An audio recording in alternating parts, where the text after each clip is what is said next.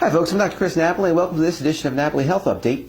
The topic today may actually shock you. We're going to talk about the dangers of fluoride in drinking water, toothpaste, and dental treatments to your health. And as I got further into it myself, I was actually pretty shocked. So don't miss this one. Stay right there.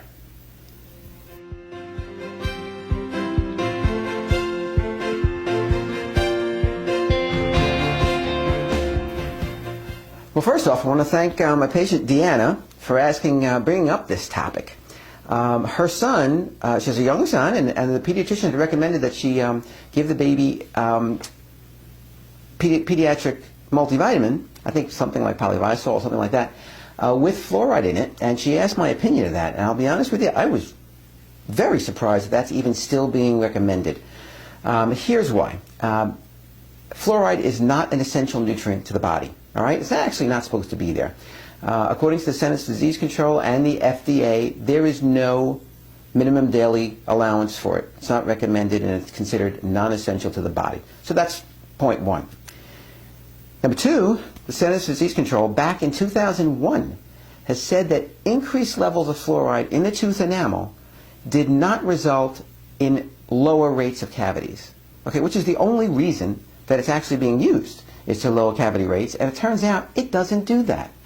As a matter of fact, fluoride in and of itself is in a high enough level is toxic, and for that reason, the majority of European nations have banned the use of fluoride in the water supply. Okay. To give you an idea of the toxicity, the amount of fluoride in a half a tube of toothpaste will kill a small child. All right, so be very careful with that, because a lot of these toothpastes now are candy flavored. There's bubblegum flavored and things like that. And so if after this presentation you still decide that you want to keep fluoride in there, do not let young children brush their teeth without you being right there watching them, because it's like candy. They don't know any difference. Now, the reason that most of Europe has banned this stuff is because it has significant negative effects on health. All right, there are now 36 studies that show that fluoride reduces IQ.